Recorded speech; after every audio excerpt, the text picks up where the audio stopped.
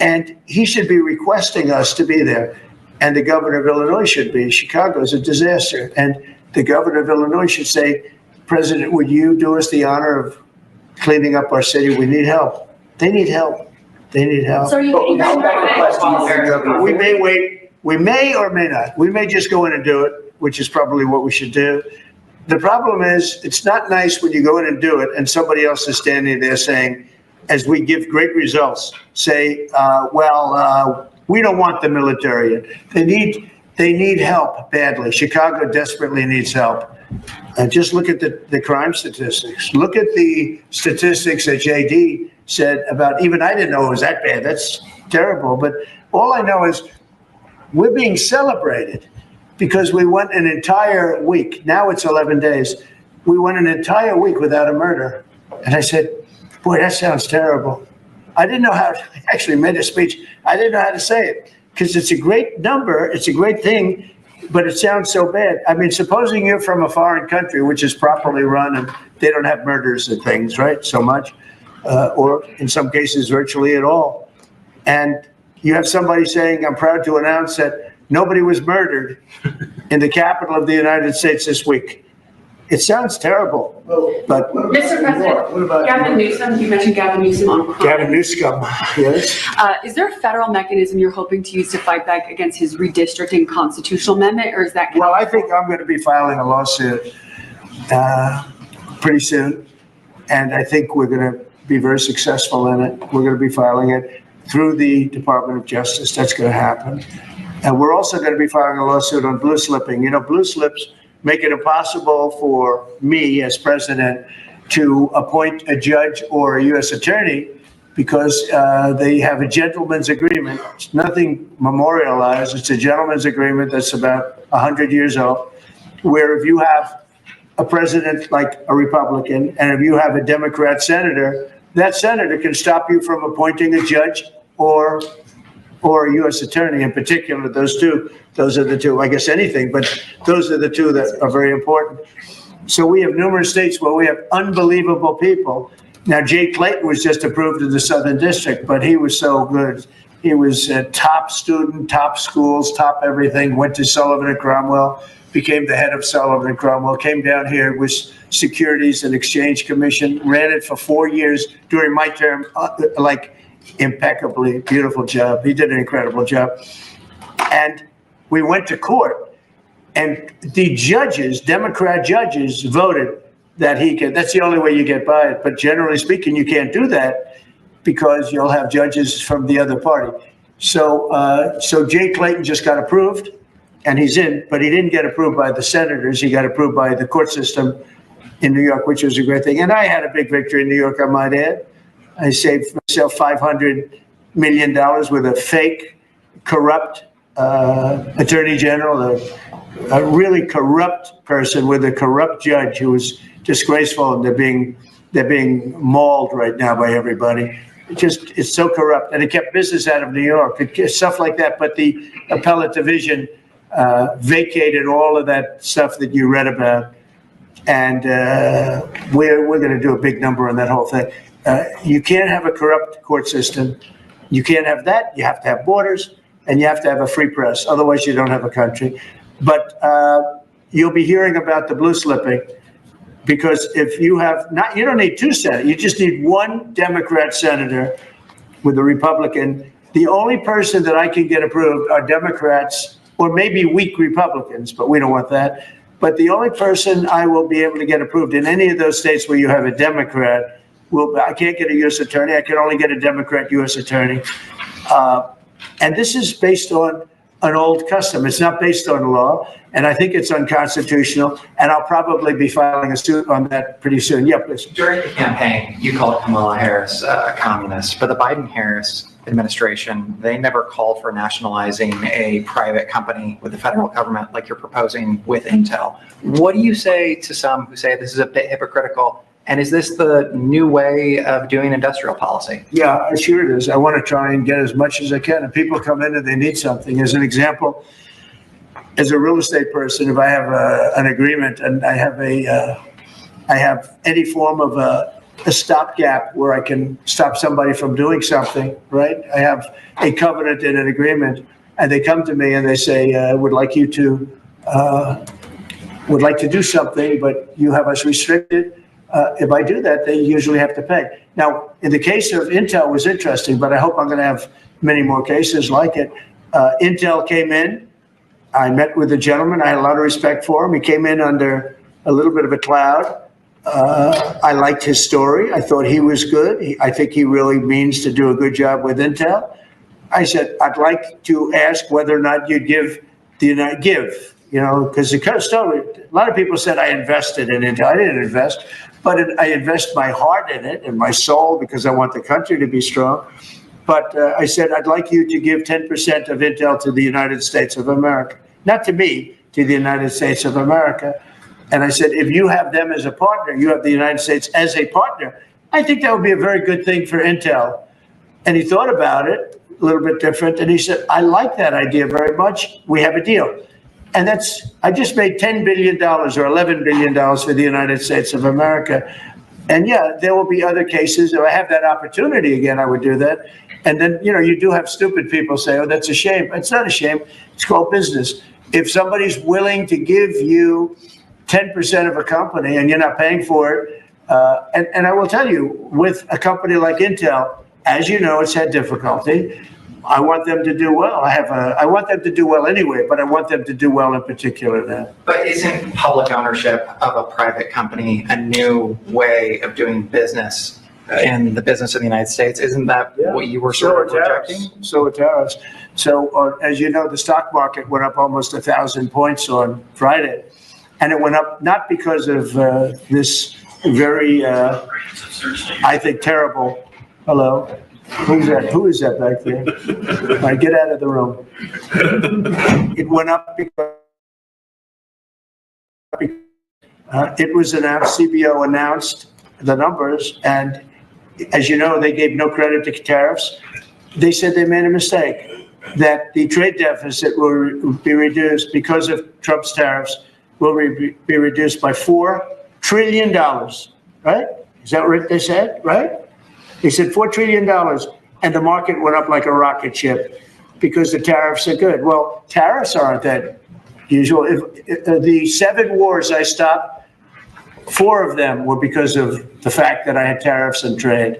And I was able to say, well, if you do this, if you go fight, and if you want to kill everybody, that's okay. But I'm going to charge you each 100% tariff when you trade with us. You know what? They all gave up. I stopped 7 wars. Numerous of them was because of tariffs. So, you never knew the word tariff. It didn't exist really, essentially, in this country until actually in the 1870s up till 1913 it existed. And we were the richest country. We were richer then, proportionately, than at any time in the history of our country. And then, stupidly, in 1913, they said, let's go to the income tax way of life. Let the people pay instead of foreign countries. No, we're taking in trillions of dollars in tariffs, and we're stopping wars because of tariffs. So that's not so normal either. But you know what? Other countries did it to us, and now we're doing it to other countries. You ruled out boots on the ground in Ukraine, but how would air support as part of a security guarantee be any different? Those U.S. Well, you really went from one question to the next. From one, I expected him at least challenge me a little bit. Now we're talking about boots on the ground. But U.S. air assets over the skies of Ukraine as part of a security guarantee, wouldn't those U.S. airmen also be Well, you don't know what security guarantee is because we haven't even discussed the specifics of it. And we'll see. Number one, Europe is going to give them significant security guarantees, and they should because they're right there. But we'll be involved from the standpoint of backup. We're going to help them. And I think if we get a deal, and I think we will, but if we get a deal, they're not going to, I don't believe you're going to have much of a problem. But we'll back it up because I want to stop seeing people being killed. When Biden was here, he gave $350 billion. You know this from covering business. $350 billion to Ukraine. I said that Zelensky's the greatest salesman I think I've ever met, better than P.T. Barnum, because he'd come to the country, he'd walk out with $50 billion every time. He actually came here once, he walked out with $100 billion. We're up to $350 billion. I got $1 trillion worth of rare earth that we have from the country because I felt badly for our taxpayer. But I did something else at the NATO meeting. They are wealthy countries, but they weren't paying. And we don't pay any money to Ukraine anymore. Do you know that? In fact, it's the opposite. They request through NATO. We deal with NATO. We don't deal really with Ukraine. NATO requests missiles. They want Patriots. They want missiles. We give the missiles to NATO. NATO pays us in full and does what they want. I mean, I think they give them mostly to, they can do other things with them too, because we're dealing with NATO. We pay no money to Ukraine. We gave $350 billion to Ukraine. You know, if we didn't give that kind of money, and I was the one that gave the javelins, if you remember. I gave the javelins. They were very effective. They say Obama gave sheets and Trump gave javelins. They were very effective with those tanks right at the beginning. But you would have never had a war if I were president. You would have never had a war. Just to finish, we spend no money on Ukraine anymore. We were getting fleeced by a president that didn't know what he was doing. To be honest, I don't blame Ukraine. I mean, if they come and ask for $100 billion, then they get it. But we were in for $350 billion. Now we make money. I don't want to make money on Ukraine. I want the war to end because I want to save all those lives. I want to just say, but just so you understand, we're no longer losing money on that thing. We were losing money hand over fist. And now we don't lose any money. Now we sell weapons to NATO. Because NATO agreed, because of me, to go to 5%. They had 2% and didn't pay. Now they have 5% and they're all paid up. So they have trillions of dollars and they give us that money. But I really want the war to end, and we're going to get it ended. Mr. President, since the historic summit here with Ukrainian President Zelensky and European leaders all met here with you at the White House, you said you wanted to get this done bilateral as soon as possible. Have you spoken to Putin since last Monday? Yeah, I have. What is your conversation? Or share? Every conversation I have with him is a good conversation, and then unfortunately a bomb is loaded up into Kiev or someplace, and then I get very angry about it. I think we're going to get the war done. It's tough.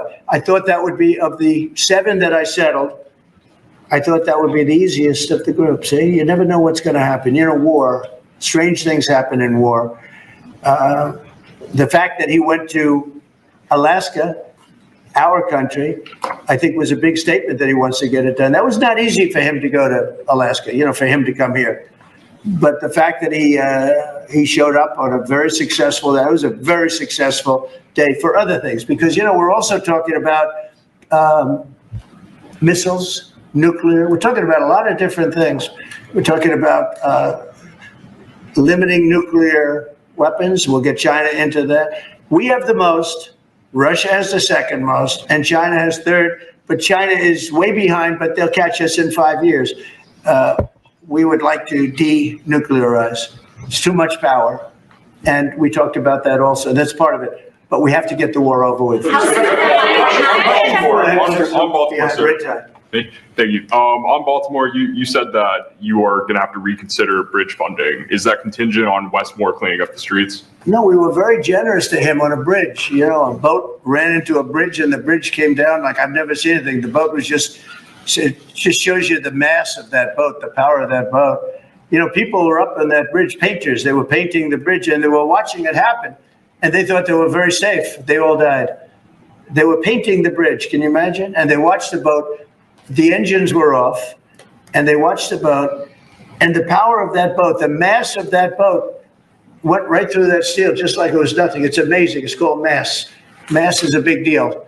But the mass of that boat, those people all died. But they thought they were totally safe. They were eating their lunch. They were, you know, whatever. They were watching it.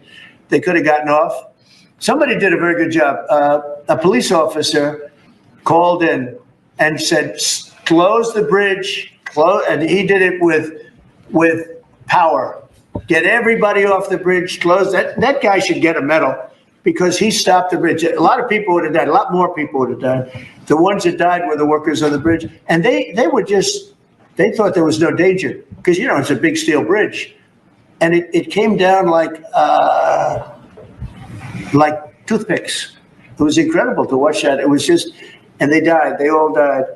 But that police officer, again, the police do a great job. The police officer did an amazing job. And I heard the tapes. He would say, get everybody off. Most people wouldn't have said that. You know, when you see a thing like that, you assume it's going to, you know, tap the bridge and it's going to be rebuffed. The thing just came down. I've never seen anything like it. So he did a good job. In fact, I think we should get him in for a medal. The man that gave the warning, I listened to him. Everybody get off screaming. Everybody off. He had the sense to realize that this could be a catastrophe as opposed to a ship that's because the engines weren't working. It's just floating. It's an amazing thing that a thing floating like that with no power just knocked it right down like it was nothing. So Let's do that. Let's give him a medal. I've been thinking about it. Mr. President, do you plan to investigate Chris Christie? Say it what? Do you plan to investigate Chris Christie? Look, Chris is a slob. Everybody knows it. I know Chris better than anybody in the room. I always felt he was guilty. But what he did is he took the George Washington Bridge, which is very serious. He closed down the George Washington Bridge. And you had medical people, you had ambulances caught up. This thing was closed down. And obviously he knew about it. But he blamed the young lady that worked for him and another person, and they got into a lot of trouble. She ultimately was, I don't know, exonerated, but she got out of it a little bit. But she went through hell. She was a young mother, nice person. I knew her a little bit. And another man went to jail, and Chris got off. And so when I listened to Chris speak his hate, I say, oh, what about the George Washington Bridge? You know, tell me about the George Washington Bridge.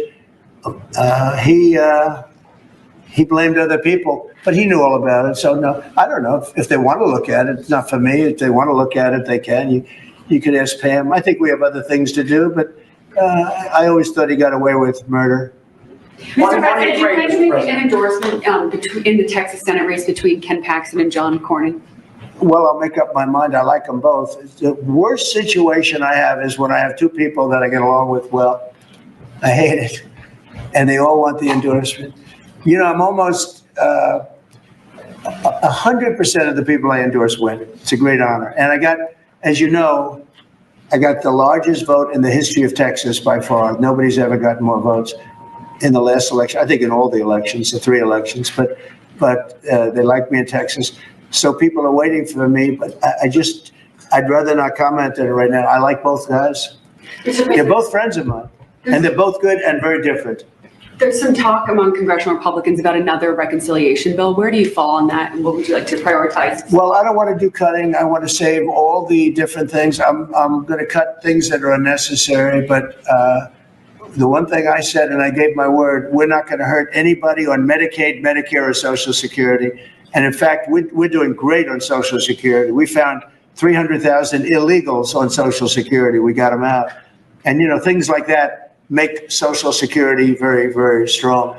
So, no, I am very big into certain things. And one of those 3, you could say 3 of those things are Medicare, Medicaid, Social Security. We're going to protect it.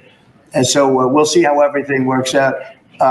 If we're talking about rescissions on other things, I'm always open to cost cutting. If we can cost cut, I like it, but nothing's going to happen to medical. We have something coming up, favored nations, where I'm going to be reducing drug prices by 1,500% where a pill that sells in Germany for $10 costs $150 here because of the bad price. And I was all set to do it, and then we had the COVID come up, and I had to focus on that because we had the greatest economy in history in my first term.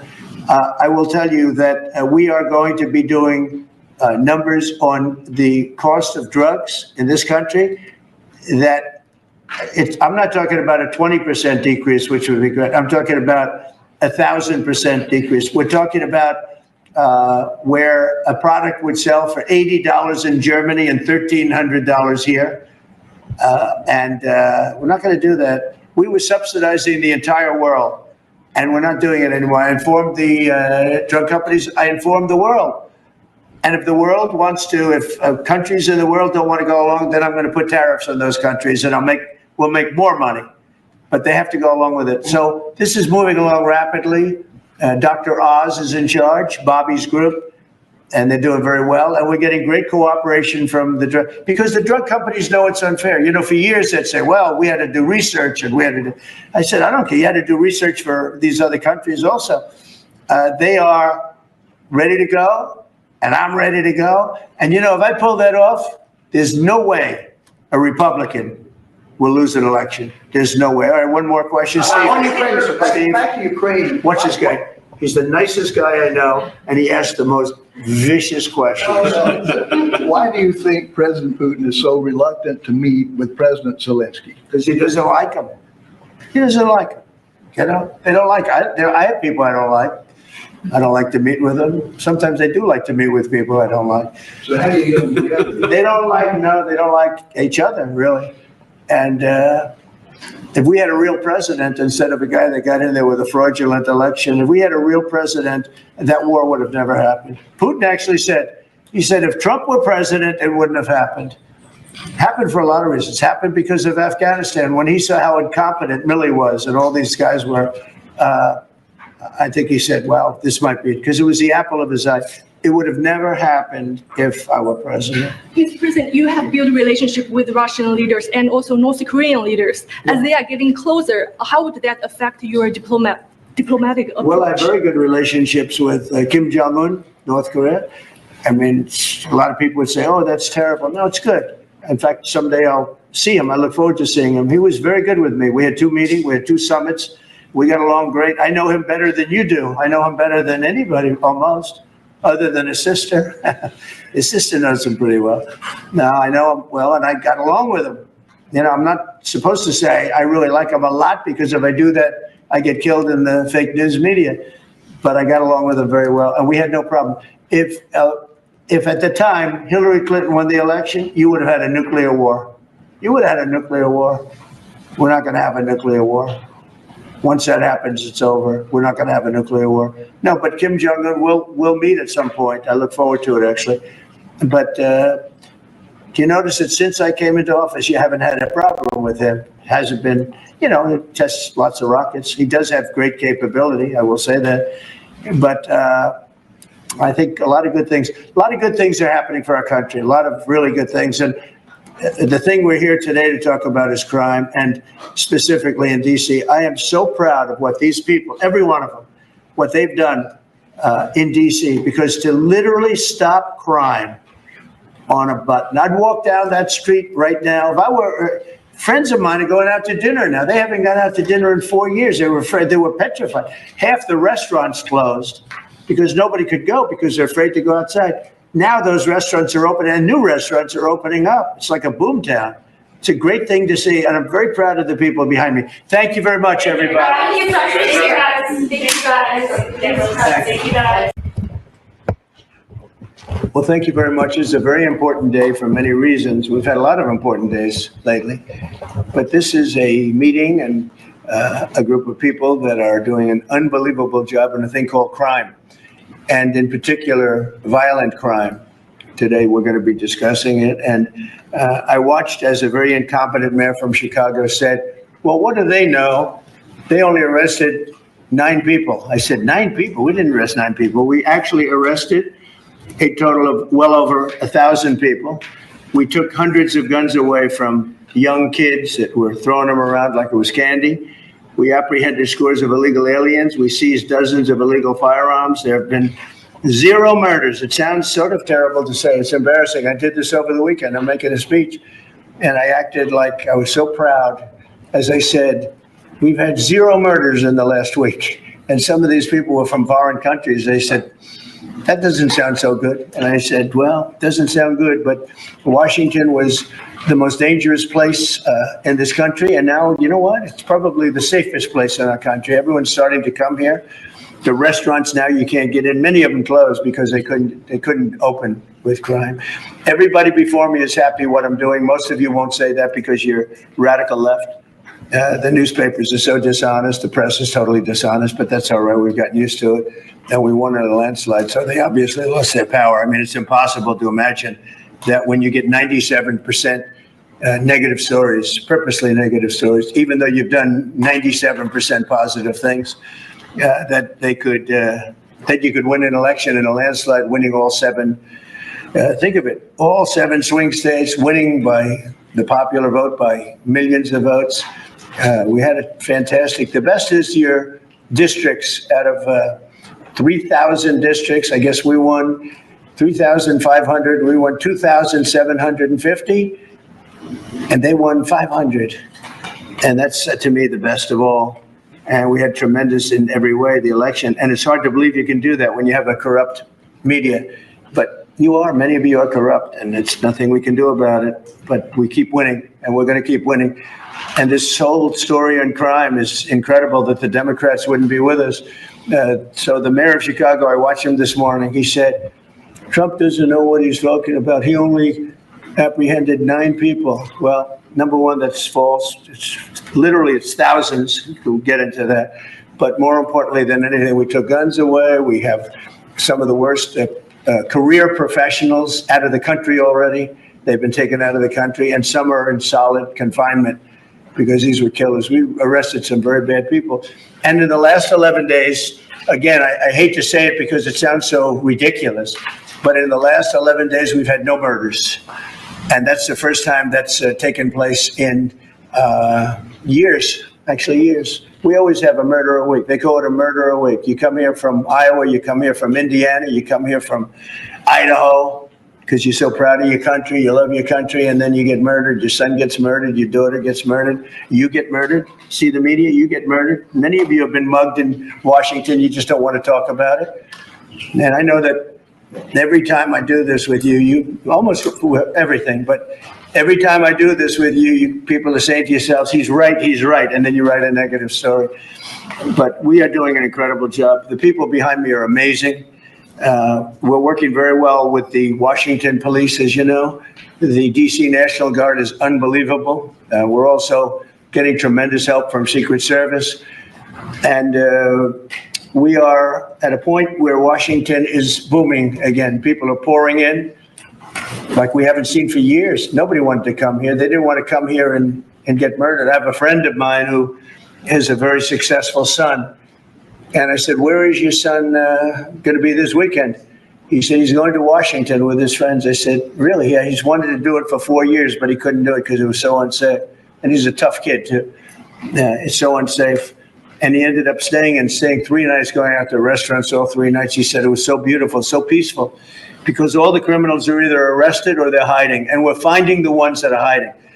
So I want to thank Pam Bondi. I want to thank our vice president. I want to thank everybody standing behind me because they are really, Gaddy, you've been unbelievable, by the way.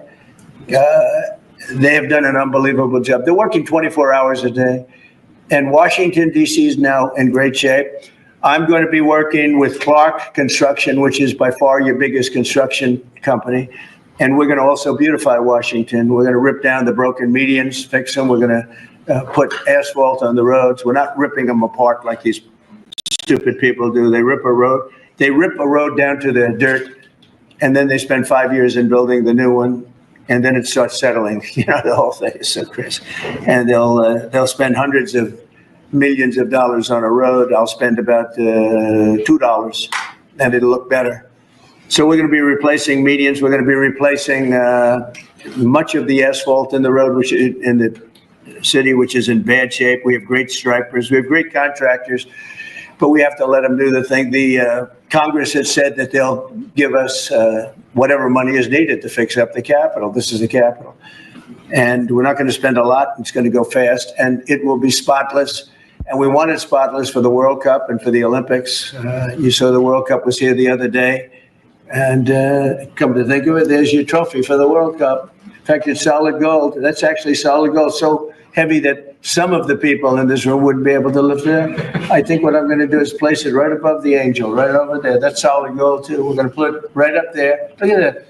There's a solid gold trophy. They know how to get to me, you know.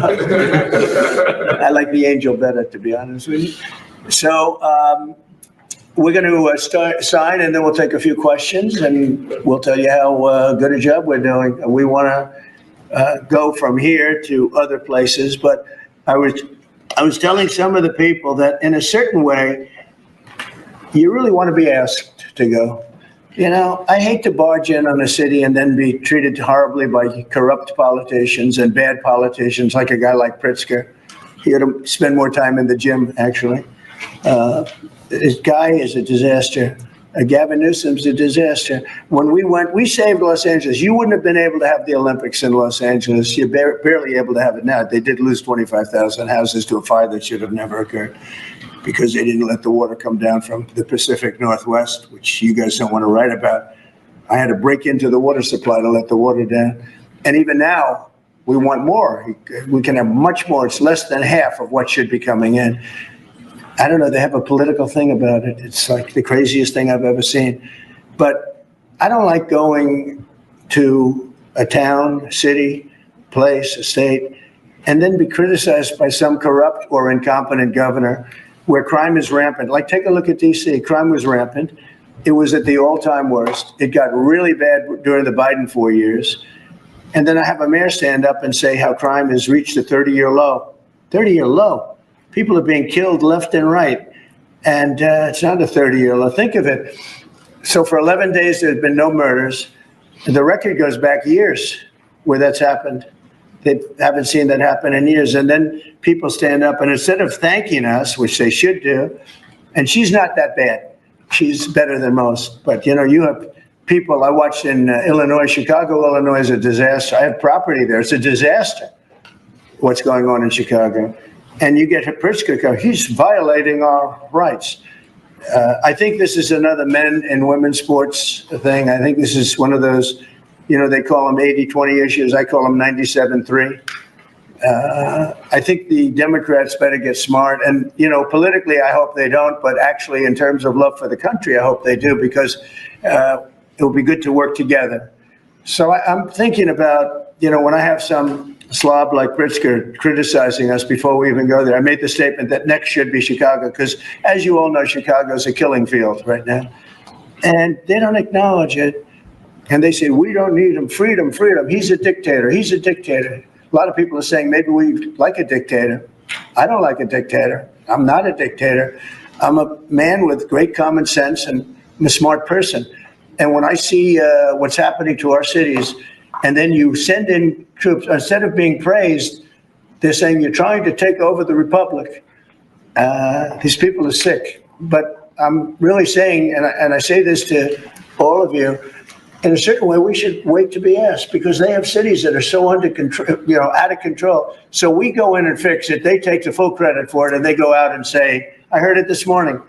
They're saying how well they've done over the last 10-day period, that they set record lows. They don't say that we're there with very tough people, by the way. They have to pass the toughness test. Otherwise, they're not working for us. So, and we're allowed to do that now, according to the United States Supreme Court decision. Now, they have to pass a toughness test. If they're not tough, we don't want them for this job. They might be great for other jobs, but not for this job, because they're respected. You saw the gang of kids. They were all huddled up, and a group of soldiers walked up. They never even got over. Those kids ran back to their homes or wherever the hell they came from. They were gone. This is one of the safest cities right now in the world, as crazy as that sounds. And it took 7 days. It took really 3 days, but we're now in our 11th day. So I want to thank you. So we had all of these things, 439 illegal alien criminals have been removed.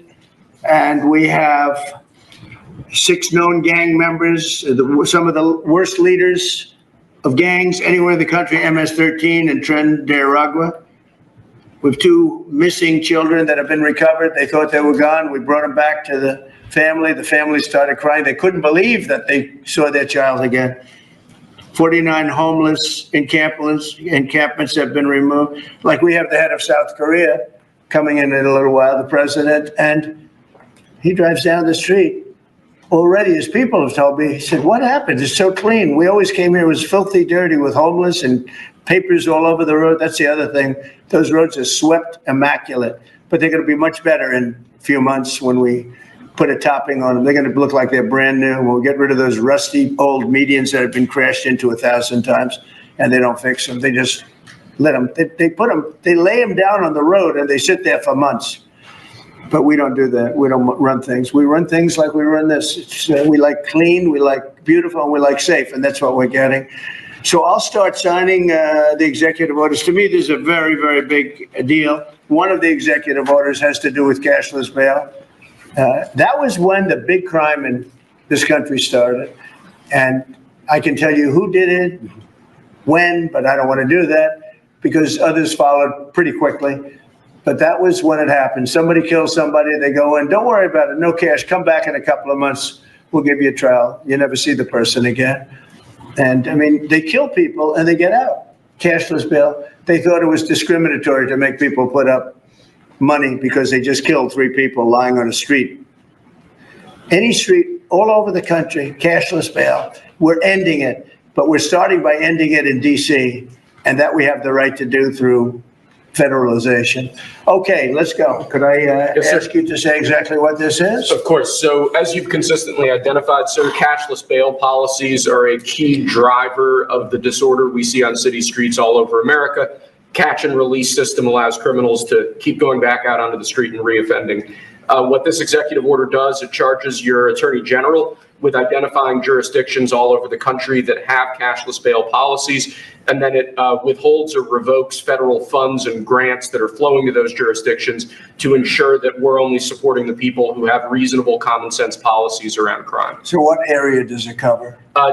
Potentially anywhere that has a cashless bail policy. So some of the largest cities, some of the most left-wing states in America. Almost all of them, right? Illinois would be a great example of Yeah. that, sir. Oh, they have a great cashless bail. You don't even have to go to court sometimes. No, Illinois, I love that state. It's a great state, but it's run so badly by Pritzker. They threw him out of the family business and he becomes governor. Now he wants to run for president. I don't think that's going to happen. Okay, we'll sign right here, right? Sir. So important. And this isn't Republican, Democrat. This is, and by the way, most Democrats agree with us, but this is just, we got to bring our country back. Okay? That's a big one. Also on the issue of cashless bail, sir, this is a DC specific executive order. In addition to the measures that we're taking that are quite similar to what we're doing around the country, in DC in particular, the objective is holding as many criminal defendants in federal custody and subjecting them to federal charges as possible. That means that they'll be held pre-trial in federal jail as opposed to just being cut back out on the streets due to a cashless bail policy. Okay? And we have the room. And by the way, the prison they have in DC is horrible. It's horrible. People were subjected to live in that dog trap for so long, so unfairly. I have stories, you'll be hearing about them. That prison is horrible. Okay? This is an executive order that contains a number of additional measures relating to crime and law enforcement in Washington, D.C. It charges, for example, your Secretary of Defense with establishing specialized units in both the D.C. National Guard and the National Guard units around the country, specifically trained and equipped to deal with public order issues. It charges all of your various federal law enforcement agencies with hiring additional personnel to allow them to surge personnel to Washington, D.C. to deal with the current emergency here. It does a number of other things in that space, and it also asks the Attorney General to look at DC Metropolitan Police general orders that have currently impeded law enforcement efforts in the city, and to potentially look at unwinding those that are stopping the police from doing their job effectively. And are we going to ask this to be codified by Congress, all of these things? I think we could potentially, yes, sir. I think so. I think we should. I think we'll get it. I think Democrats will vote. Well, it's hard to believe that they might not, but I think Democrats will actually vote for this.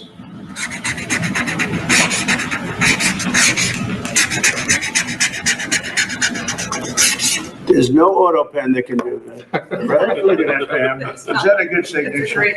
Seriously, is that a good signature? Who can write like that? Nobody. I don't know. That's the other thing. I assume we're looking at the whole auto pen scam. Sir. Because the person that ran it said he spoke to it briefly twice about nothing. That means that all those pardons that he gave to some very bad people, very unpatriotic people, very evil people, it looks to me like those partners are worthless. Because number one, you shouldn't use an auto pen very specifically. But if you do, it has to be a very good reason. And they have to know that the president wanted it. The president didn't want this. The president didn't know he was alive, okay? He never approved any of this stuff. He wasn't for open borders and all the other things. He was never for open borders. I've known Biden a long time. He was never very sharp, but he was never in favor of open borders and all of the other things he did to destroy our country. Let's go. Lastly, sir, this is an executive order on flag burning. It charges your attorney general. Would you listen to this? This is very important. Flag burning. All over the country, they're burning flags. All over the world, they burn the American flag. And as you know, through a very sad court, I guess it was a 5-4 decision, they called it freedom of speech. But there's another reason, which is perhaps much more important. It's called death. Because what happens when you burn a flag is the area goes crazy. If you have hundreds of people, they go crazy. You could do other things. You can burn this piece of paper. You can, but when you burn the American flag, it incites riots at levels that we've never seen before. People go crazy. In a way, both ways. There are some that are going crazy for doing it. There are others that are angry about them doing it. Do you want to discuss that? Sure. So what the executive order does, sir, it charges your Department of Justice with investigating instances of flag burning. And then where there's evidence of criminal activity, where prosecution wouldn't fall afoul of the First Amendment, and instructs the Department of Justice to prosecute those who are engaged in these instances of flag burning. And what the penalty is going to be, if you burn a flag, you get 1 year in jail, no early exits, no nothing. You get 1 year in jail. If you burn a flag, you get, and what it does is incite to riot. I hope they use that language, by the way. Did they? Yeah, incite to riot. And you burn a flag, you get 1 year in jail. You don't get 10 years, you don't get 1 month. You get 1 year in jail, and it goes on your record. And you will see flag burning stopping immediately, just like when I signed the Statute and Monument Act. 10 years in jail if you hurt any of our beautiful monuments. Everybody left town. They were gone. Never had a problem after that. It's pretty amazing. We stopped it. But this is something that's, I don't know, in a certain way, it's equally as important. Some people would say it's more important because the people in this country don't want to see our American flag burned and spit on. And by people that are, in many cases, paid agitators. They're paid by the radical left to do it. You talk to these people, they don't even know, half of them don't even know what they're doing. They say, I don't know, they gave me money to do this.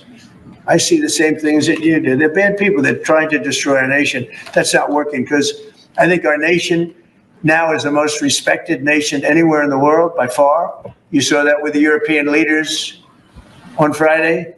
You saw that with NATO, where they agreed to go from 2% no pay to 5% fully paid up, trillions of dollars paid, where they respect your president to a level that they jokingly call me the president of Europe. They call me the president of Europe, which is an honor. I like Europe and I like those people. They're good people. They're great leaders. And we've never had a case where 7 plus really 28, essentially 38 countries were represented here the other day. 38 European countries were represented. European and other countries were represented. And it was a great meeting. But your country is respected again. I say it all the time. 1 year ago, our country was dead. Everybody said it. We had a dead country. We were not going to survive. Now we have the hottest country anywhere in the world. So it's an honor to be involved. And this group has a lot to do with it right behind me. Does anybody behind me have anything? Pam, would you like to say something? Sure, President. Thank you for keeping DC safe. You know, just a couple examples of a mother, a single mom whose house was burglarized, and the defendant got out on cashless bail, went back the next night and burglarized her house again. That's why this is so important. A man got in a fight with another guy. He had a gun. He was let out. Next night, he got out, went back and killed him. So that's why it's so important, President, what you're doing. And thank you for protecting the American flag. And we'll do that without running afoul of the First Amendment as well. And President, I think Terry Cole, I think Gadi Serralta had something he wanted to give you on behalf of all the law enforcement who are out there every single night. Yes, thank you for putting me in charge of this surge. As the director of the United States Marshal Service, it's the oldest law enforcement agency. It was created in 1789. So on behalf of all the federal law enforcement agencies that we're working with and those that have yet to join the team, we thought it was only appropriate to present you with our honorary United States Marshal Service badge. And this badge comes with this little item right here, which is a handcuff key, Mr. President, because you continue through your policies and your efforts with your staff to unhandcuff law enforcement officers all over this nation. And I can tell you personally that they thank you for that. Thank you. That's beautiful. You can continue unhandcuffing law enforcement. That's a very great honor. I'll save that and put it someplace up, which is important. Thank you very much, Gary. I appreciate it. Thank you very much. Really nice. Thank you. That's very nice. Thank you. Well, we love those people. They're brave and they love our country and they don't want to see it. Do you know how many people volunteered for this job? And before I ask the VP to say a few words, because he feels very strongly about it, I think it's very important, Pam, that when we do this, that a state they come and ask us. I mean, I see Pritzker saying, we don't want them. In the meantime, a city is being shot to hell. And they do that politically. And they probably do want it.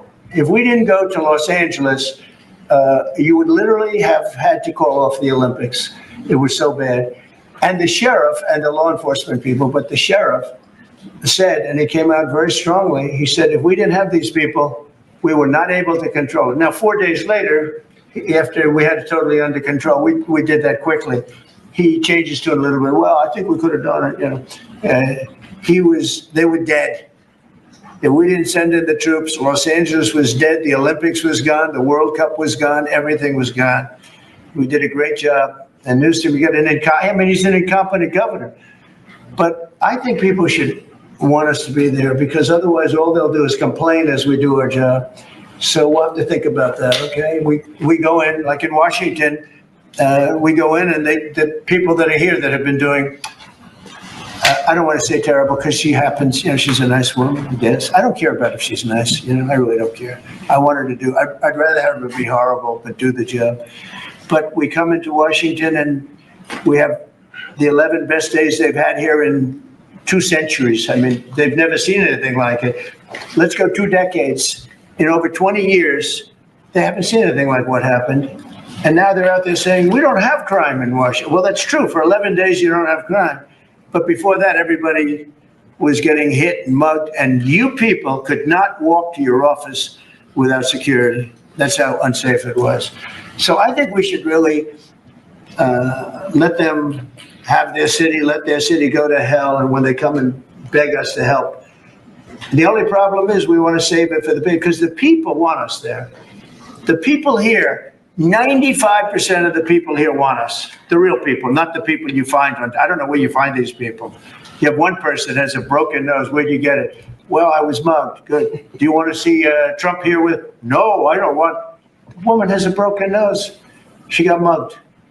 But she's saying she doesn't want any protection.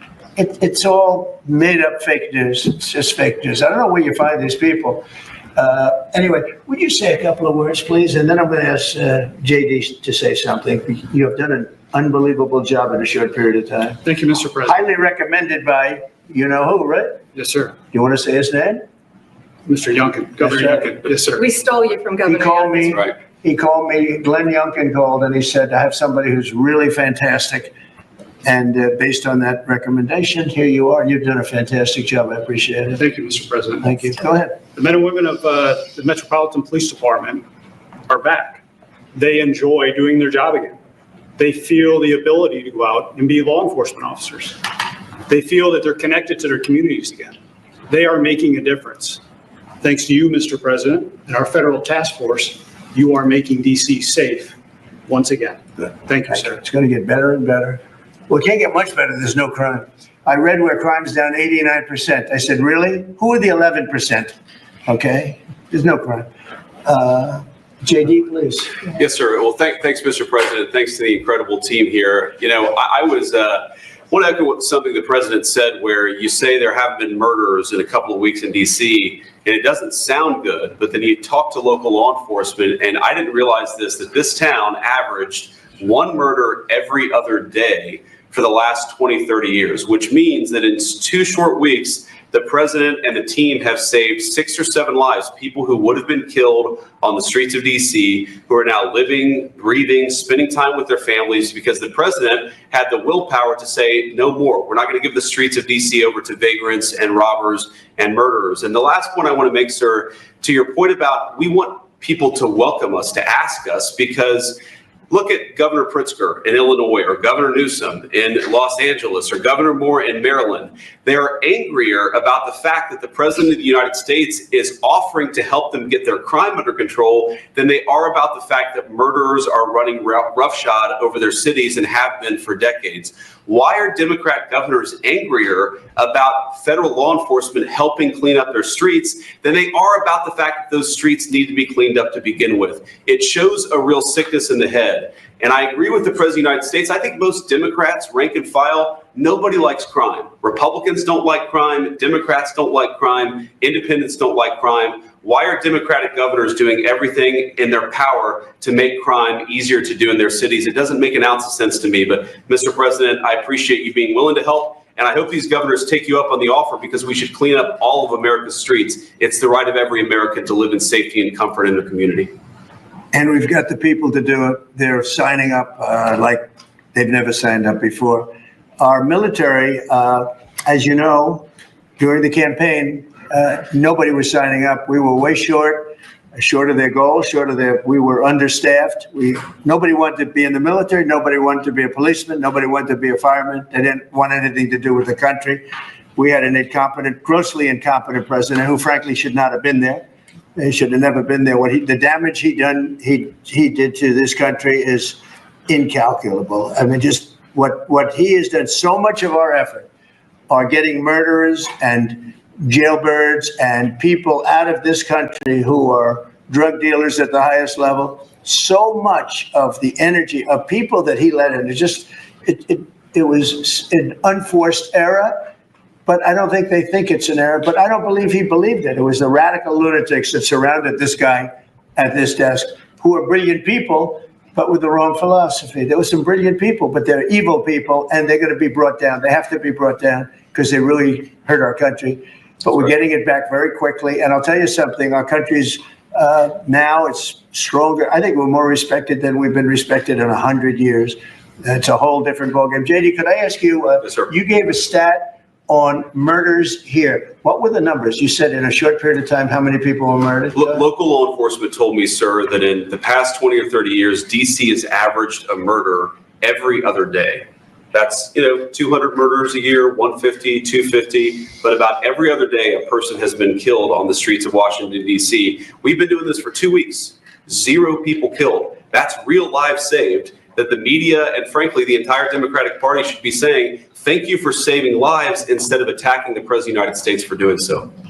When a person, unfortunately, it will probably happen at some point when a person's murdered in DC, it's going to be the biggest story maybe in history. Right? Yes, sir. Somebody was murdered in DC. Trump is failing.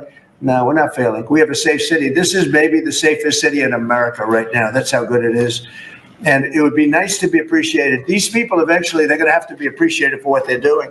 And they're going to have to be appreciated by the officials that are really happy when we go in because they've lost control of their place. Steve Miller, please say a few words. Thank you, sir. So just to, first of all, follow up on what the Vice President said. No police officer working in the city can remember a time in their lives when there has been no murders. You can work at the police department for 20 years, 30 years, your whole life. We've checked the records. No one can even find a record of being murder-free for as long as we've been murder-free under President Trump's leadership.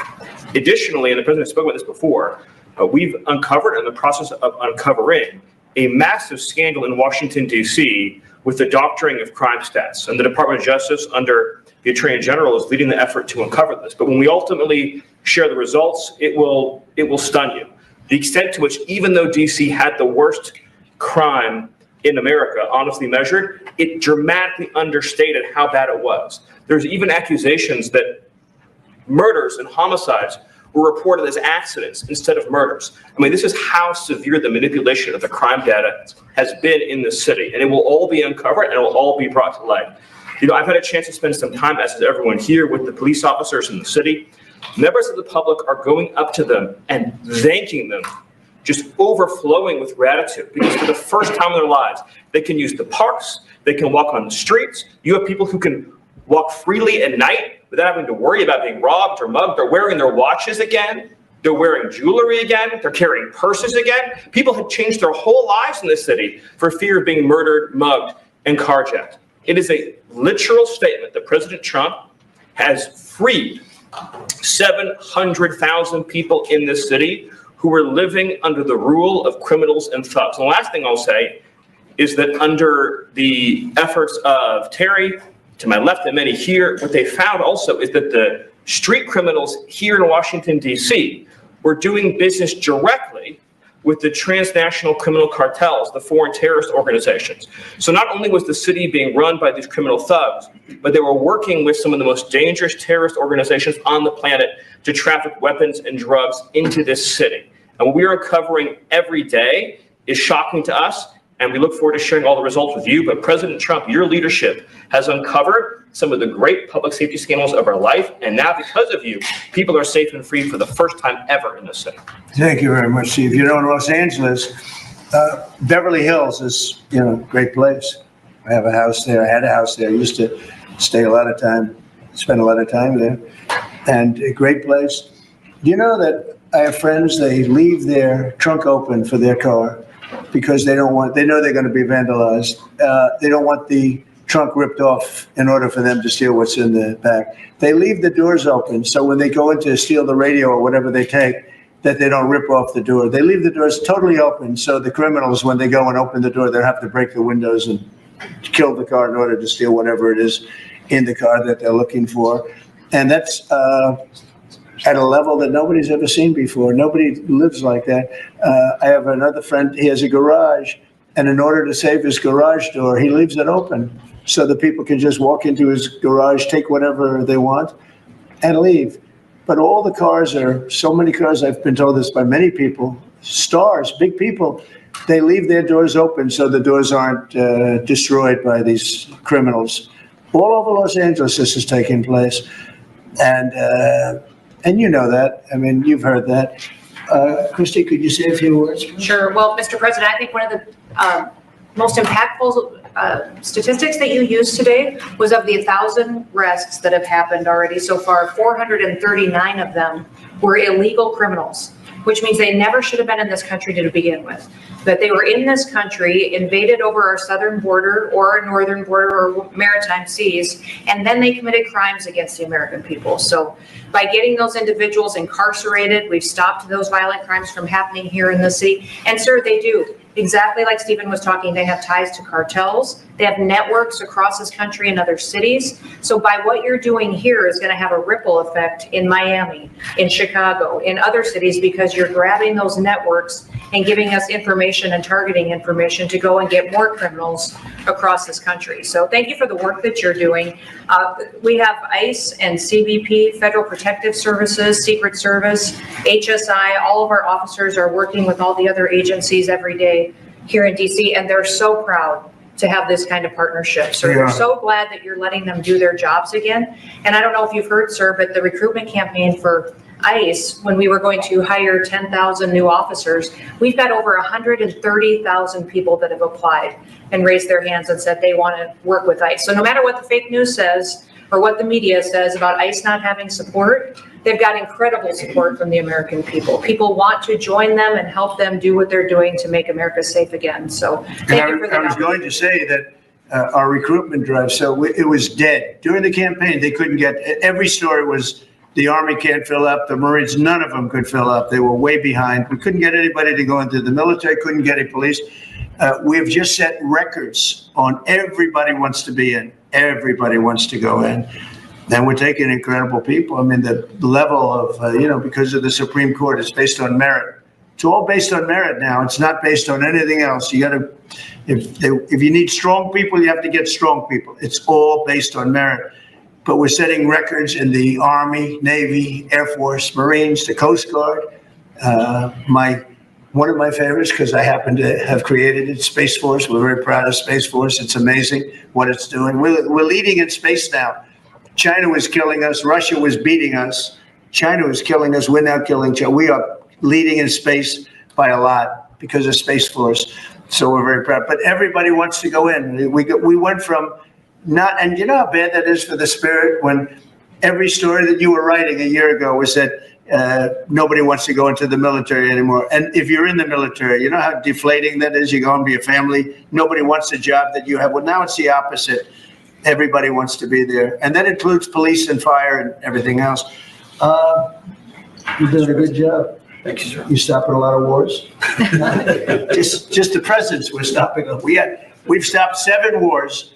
And really, the number is actually 10. We're not including a couple. And we're not including in there what we did with Iran, stopping their nuclear play. They would have had within a month or two, they would have had a nice big nuclear weapon to use. That's not going to happen. That won't happen.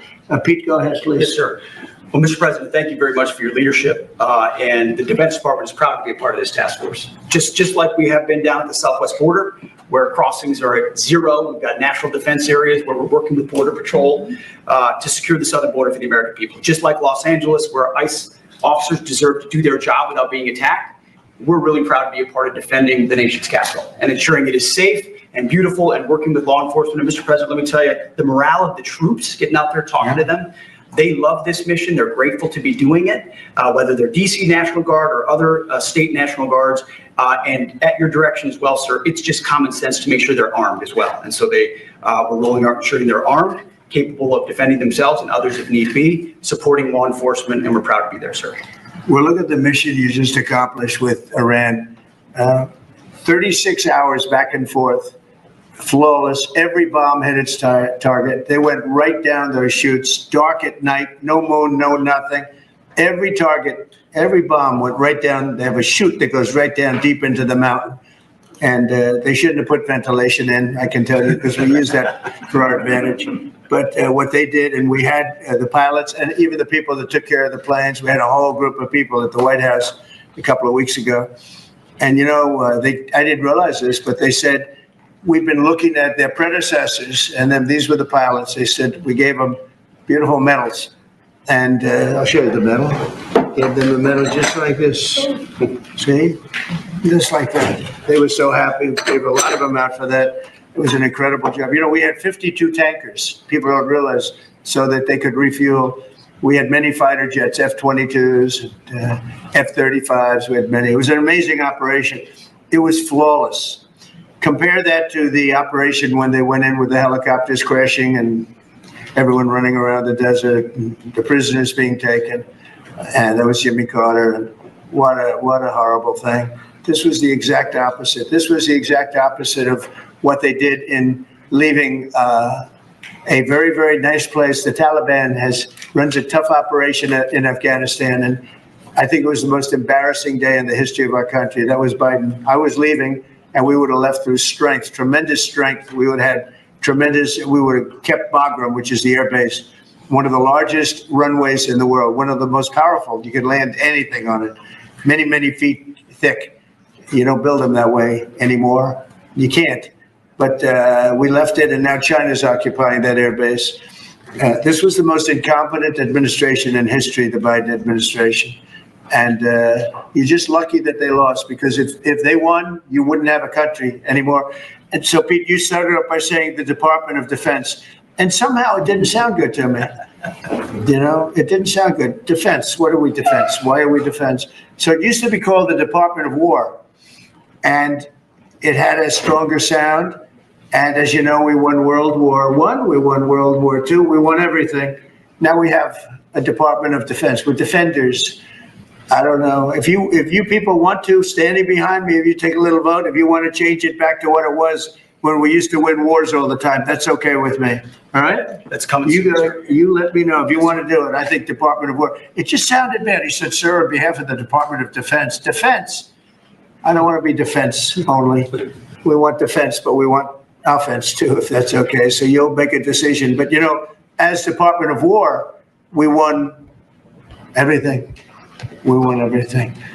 And I think we're going to have to go back to that. In the meantime, I've stopped all of these wars. I've stopped them. A big one would have been India and Pakistan, but we stopped them all. We stopped 3 wars. Go to Africa. They like to say, oh, I love black people. And I did great with the vote with the black people. But they say he's a racist. He's a racist. I said, really? For 35 years, a war raged between Rwanda and the Republic of the Congo.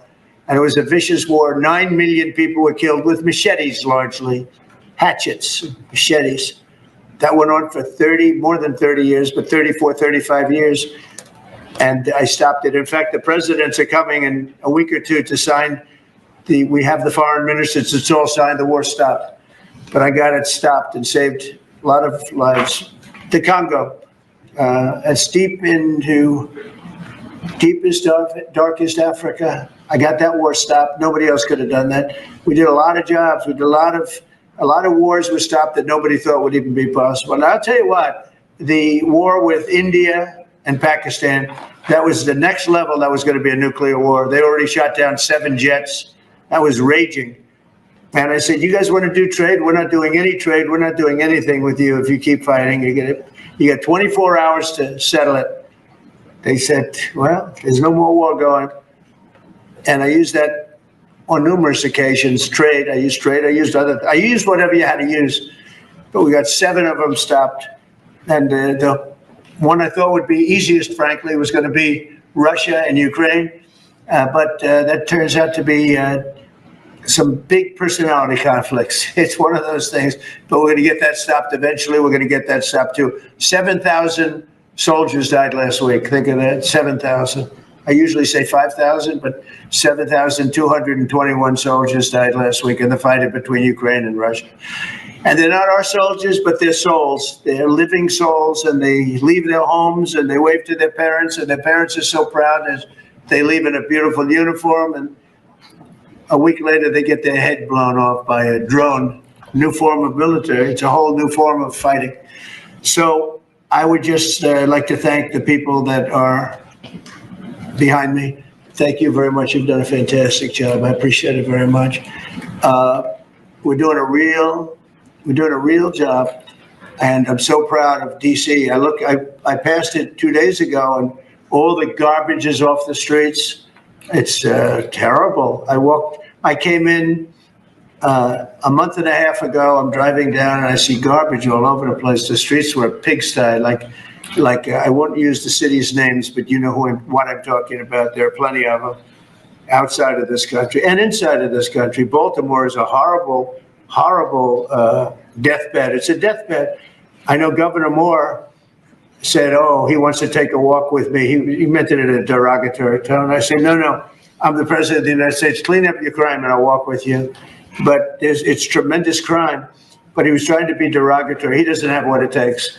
But he's trying to be derogatory. And I met him at the Army-Navy game. They said, oh, there's Governor Moore. He'd love to see you. He came over to me, he hugged me, shook my hand. You were there.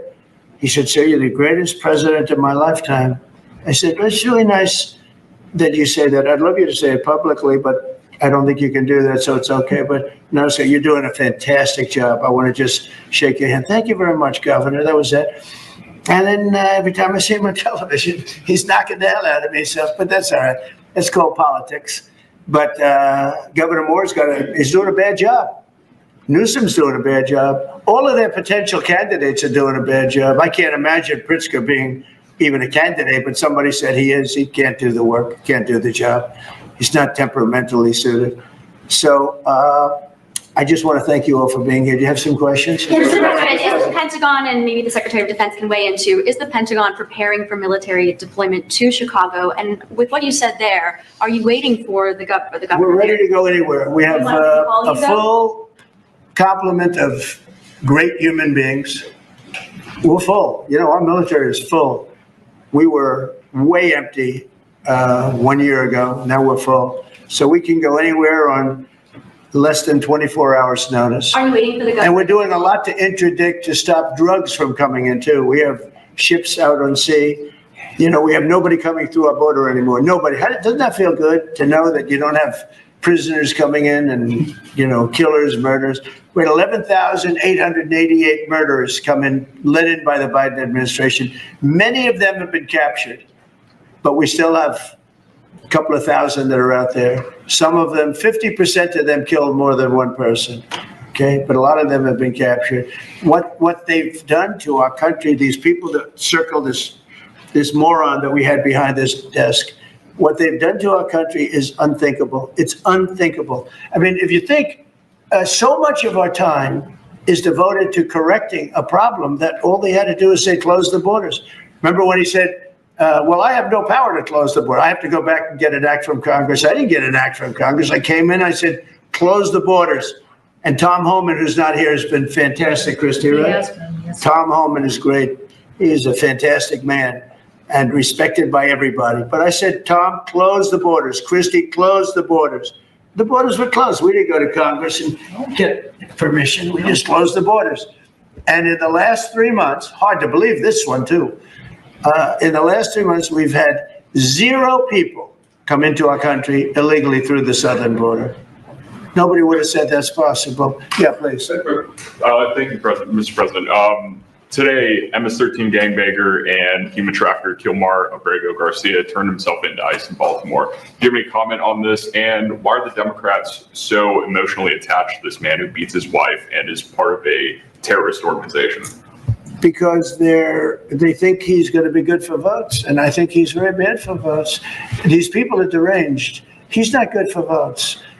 He beat the hell out of his wife. His wife is afraid to even talk about him. She's been mauled by this animal. And, you know, through a system of liberal courts, you know, he's doing things. But, no, we have that under control. And Pam has got that very much under control. Do you want to comment on it? No, we've got him under control. He will no longer terrorize our country. He's currently charged with human smuggling, including children. The guy needs to be in prison. He doesn't need to be on the streets like all these liberals want him to be. And as part of this operation here in DC, we've also taken off MS-13 members. We've taken, I think just last night, we had a TDA guy off our streets right here, right around from where we all work. Another TDA member gone because of this project. So we're going to keep America safe from all of these foreign terrorist organizations, including Abrego Garcia. Okay. Mr. President, if we could get your reaction, sir. The Israelis bombed a hospital in Gaza that killed 20 people, including 5 journalists. When did this happen? This happened overnight, today. I didn't know that. Any reaction to this? Are you Well, I'm going to not talk happy to about it. I don't want to see it. At the same time, we have to end that whole nightmare. I'm the one that got the hostages out. I got them out, all of them. Steve Witkoff has been amazing. He's done a great job. But I'm the one that got them all out through my people and through me. And now we're left with probably a little bit less than 20 because I think 1 or 2 are gone. And I said a long time ago, I'm going to get them out. But when we get down to that final 10 or 20, these people aren't going to release them because they're dead after they release them. So it's a nasty situation. Very nasty, horrible thing.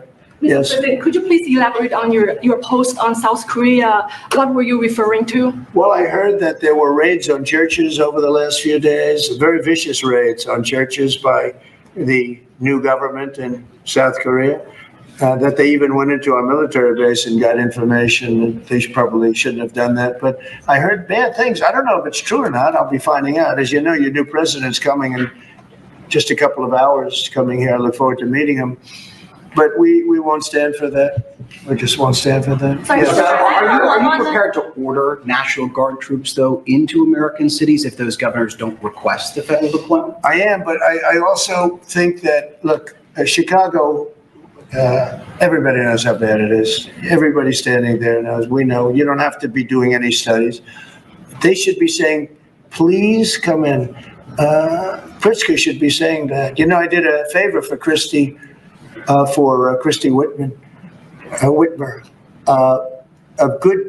A good favor, I think, with the fish, the carp, the China carp. Did you ever hear of it? China carp. And it's taken over your Great Lakes. You know about that, right? And she came and she wanted to know if it's possible for us to do something about it. And I said, well, I'll do it. But I think it's appropriate that the person from Illinois, the governor from Illinois, asks also. It's a tremendously expensive project, actually.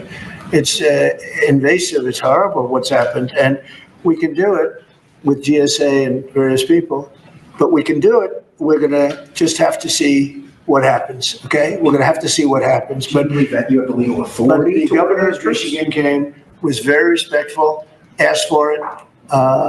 She's done a good job. I did that. I opened the Air Force Base, kept it open for F-35s and various planes, F-22s too. I did that for the state of Michigan at her request. And I will, and also at our congressmen. We have congressmen that are unbelievably pro-Michigan up there. But some of this stuff, like the lakes, the Great Lakes, this is a big problem that nobody ever talks about. Most of you probably have never heard of. We have a pretty violent fish that comes from China, China carp, Chinese carp. And you see them jumping out. They jump into boats and they jump all over the place. They've got a lot of energy. And there's a way of getting rid of them. It's very expensive. And I didn't get a request from the governor of Illinois, who is affected maybe more than anybody else, right? And I think until I get that request from that guy, I'm not going to do anything about it. And I feel the same way about crime. We go in, we will solve Chicago within 1 week, maybe less, but within 1 week, we will have no crime in Chicago, just like we have no crime in DC. But, I don't like to go in and do it and then have somebody stand up and say what a great job he's doing on crime. And we don't want the military in our state. We don't want the military. Do you understand? Do you understand that? Yeah, these governors will say. So I don't know. There was no We're going to emergency have a little response. meeting, I think. I feel like we go in and we do it, like here. To a lesser extent with the mayor, she hasn't been terrible, but she hasn't been, exactly saying, oh, great. She did say last night, I heard her say that, well, we really don't want the military in D.C. Well, that's, not very nice, I guess. That's a little bit of a hit, but she's not as bad as some. We saved Los Angeles, and all we did is get criticized by this idiot that's running the state into the ground, right, where people are leaving. He should be thanking us, and he should be requesting us to be there. And the governor of Illinois should be. Chicago's a disaster. And the governor of Illinois should say, President, would you do us the honor of cleaning up our city? We need help. They need help. They need help. So are you waiting for We may wait. We may or may not. We may just go in and do it, which is probably what we should do. The problem is, it's not nice when you go in and do it and somebody else is standing there saying, as we give great results, say, we don't want the military. They need help badly. Chicago desperately needs help. Just look at the crime statistics. Look at the statistics that JD said about, even I didn't know it was that bad. That's terrible. But all I know is we're being celebrated because we went an entire week. Now it's 11 days. We went an entire week without a murder. And I said, boy, that sounds terrible.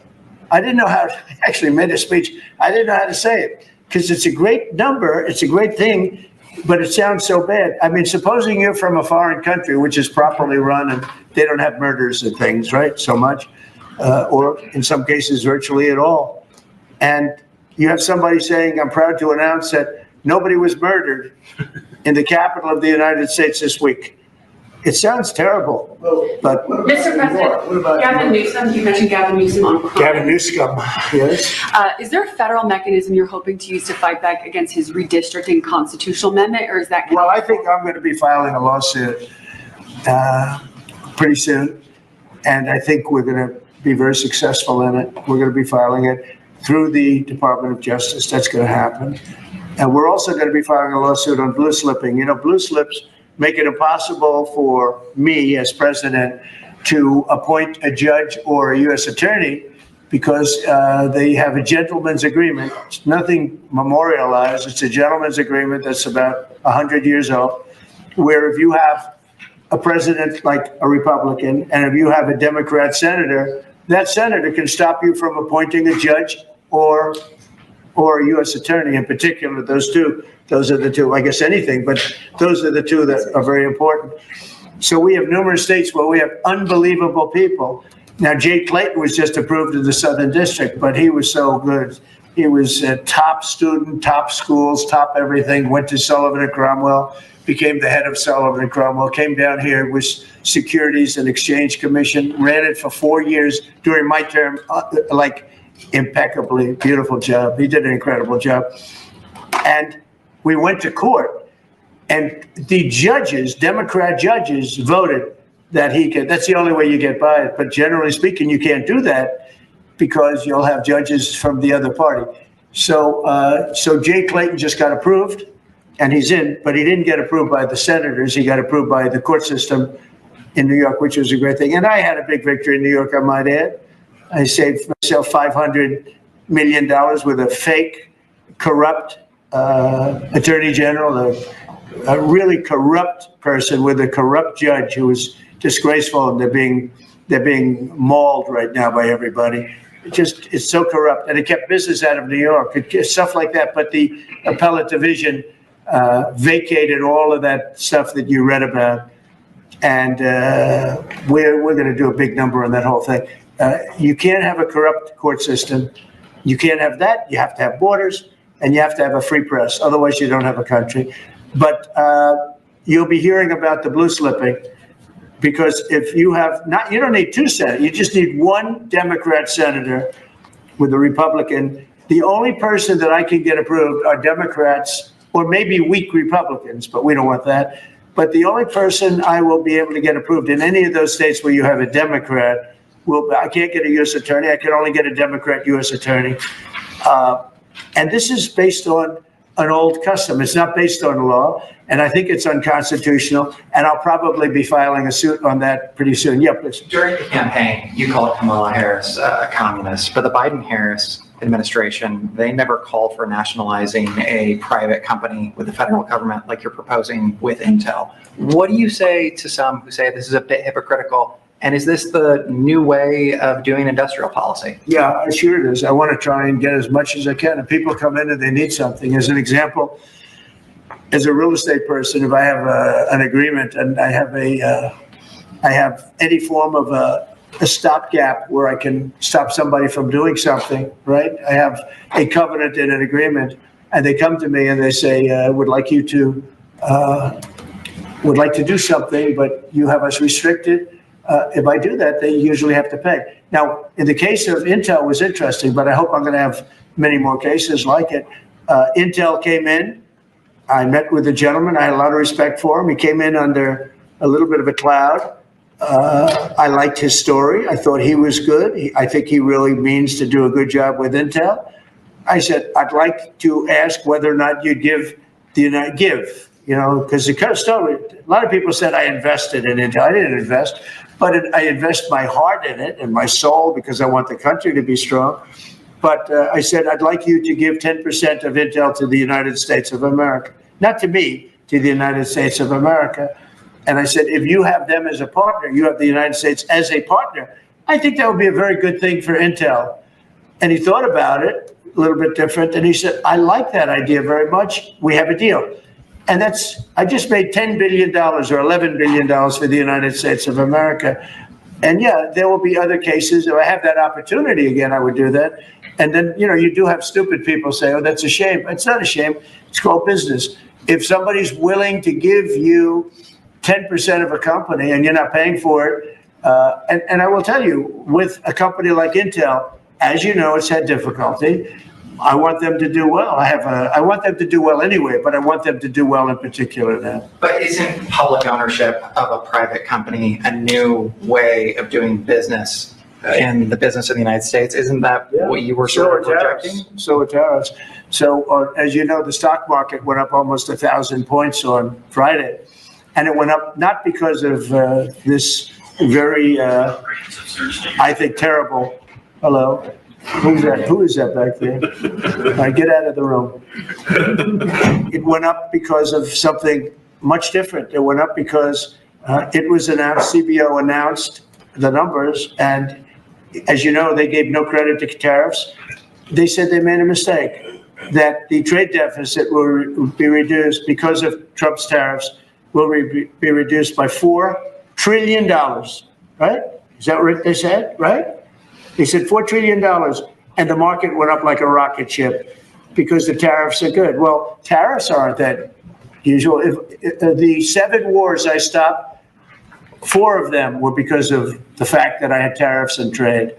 And I was able to say, well, if you do this, if you go fight and if you want to kill everybody, that's okay. But I'm going to charge you each 100% tariff when you trade with us. You know what? They all gave up.